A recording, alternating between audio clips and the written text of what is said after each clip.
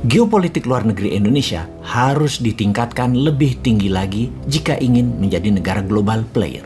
Salah satunya bagaimana membuat semua negara tetangga menjadi respect, hormat dengan Indonesia. Yang Indonesia harus kumpulkan secara cepat rasa hormat tersebut. Sungguh, respect is something we have to earn. Rasa hormat itu tidak bisa dipaksakan. Harus dikumpulkan sedikit demi sedikit. Untuk itu, kita harus memahami apa yang terjadi dengan gerakan satu rumpun ras Melanesia. Kita harus membuat strategi khusus untuk membangun rasa hormat di kawasan timur Indonesia yang saat ini menjadi perebutan pengaruh antara Kuat dengan Tiongkok. Jadi, pertama-tama kita harus bisa menjawab mengapa Vanuatu dan Solomon Island sangat anti dengan Indonesia. Mereka gemar menyerang Indonesia. Bahkan United Liberation Movement of West Papua atau ULMWP atau gerakan separatis membebaskan Papua dari wilayah NKRI dibangun dan berpusat di Vanuatu. Kita akan membicarakan mengenai kawasan ini termasuk membahas langkah Tiongkok yang 2 kali lebih cepat dari langkah Australia dan Amerika menguasai teritori tersebut. Video narasi kali ini didukung oleh aplikasi Dinaran. Dinaran adalah banking sistem layaknya uang Anda diletakkan di BCA dan Mandiri. Ada debit card untuk transaksi edisi dan ATM. ATM-nya GPN. Selama ada logo GPN, kartu ATM Dinaran bisa tarik tunai. Dinaran yang membedakan dengan BCA dan Mandiri adalah rekening rupiah Anda tadi ada jumlah gramasi emas yang setara. Kalau Anda letakkan 10 juta rupiah, maka di debit card Anda ada kurang lebih 10,3 gram emas juga sebagai underlay-nya. Gramasi emas selalu sama, namun nilai rupiah turun naik berdasarkan naik turunnya harga emas dunia. Ayo sahabat, registrasi di aplikasi Dinaran di Google Store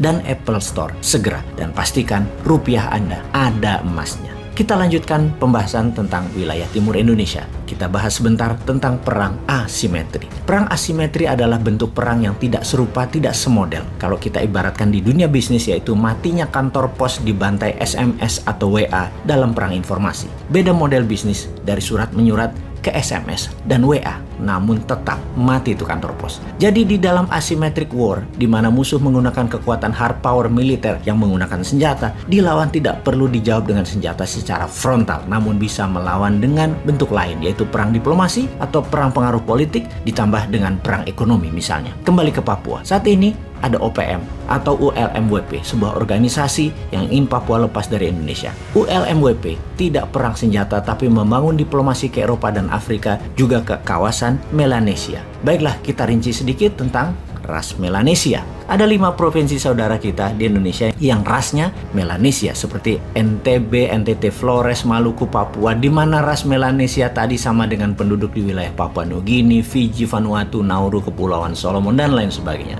ULMWP, United Liberation Movement of West Papua ini mepet secara kultural, ras, dan diplomasi ke negara-negara Melanesia di Pasifik Selatan. Secara pribadi, Bosman ini cukup tahu wilayah tersebut semua karena lama beredar di sana atas nama informasi pertahanan. Saat ini yang menjadi pejuangnya adalah Dubes Indonesia untuk New Zealand. Berat tugas dia. Berat memang melawan perang asimetrik di Papua itu. Perlu keseriusan pemerintah pusat. Kita melihat kelemahan bernegara di masa lalu yang harus jadi pelajaran dan jangan sampai berulang lagi kemudian. Misalnya dalam kasus Sipadan Ligitan yang diambil Malaysia. Malaysia itu mengambilnya tidak pakai senjata. Malaysia pakai kerja 20 tahunan lebih dalam silent dan shadow. Malaysia melobi Mahkamah Internasional. Malaysia melobi PBB, kemudian meletakkan tradisional fisherman Malaysia terus beredar di sana sehingga currency ringgit, siaran radio Malaysia hingga penduduk tempatan hanya kenal Malaysia. Ketika waktunya tepat, Malaysia klaim Sipadan Ligitan. Duer, hilang wilayah itu dari peta nasional Indonesia. Indonesia kalah diplomasi, Indonesia kalah bukti. Itulah perang asimetrik. Itulah juga strategi Tiongkok dalam perang dengan Kuat di Pasifik. Kita kembali mendiskusikan strategi Tiongkok melawan Kuat di Pasifik. Sahabat semua, kita tahu negara Pasifik itu bukan negara berkembang yang bodoh. Mereka cukup pintar memahami langkah Tiongkok. Tiongkok menjanjikan banyak hal dalam perjanjian dengan negara Pasifik tersebut, seperti menyediakan dana $3 billion untuk membangun infrastruktur, kemudian strategi penanganan dampak perubahan cuaca yang bisa menenggelamkan banyak pulau Pasifik, mengirim 200 tenaga medik dan juta vaksin untuk menangani virus Wuhan, 2.500 guru dan dosen, dan 1.000 tentara untuk keamanan. Dan dalam deal kali ini juga ada kalimat Tiongkok boleh membangun pangkalan militer, maritim base, serta meletakkan personil militer di kawasan Pasifik tersebut. Wang Yi yang berada di Kepulauan Pasifik selama beberapa hari mengadakan kunjungan ke 7 negara Pasifik dan 3 virtual meeting dengan 3 negara lainnya. Pusat pergerakan ini semua ada di Solomon Island dan berakhir di Fiji, di mana Wang Yi memberikan pernyataan persnya akan rencana kerja dengan 10 negara Pasifik dengan Tiongkok di Fiji tersebut. Kegiatan Tiongkok di Pasifik ini menampar keras Perdana Menteri Australia yang baru, Anthony Albanese, karena semua ini terjadi di halaman belakang Australia, sehingga membuat kuat jaga-jaga dan Canberra buru-buru juga mengirim Menteri Luar Negeri Australia ke Fiji di saat yang sama. Agaknya memang langkah Tiongkok ini bikin panik kuat dan pastinya bikin panik Australia yang kehilangan pengaruhnya di negara-negara Pasifik tersebut. Ada yang menarik di antara negara yang sedang digarap Tiongkok. Di negara Pasifik tersebut ada satu negara kecil yang melawan dan tidak mengizinkan wilayahnya untuk di-fishing, diambil ikannya oleh Tiongkok dan tidak mau join kesepakatan dengan Tiongkok. Dialah Mikronesia. Mikronesia negara kecil yang penduduknya hanya 150.000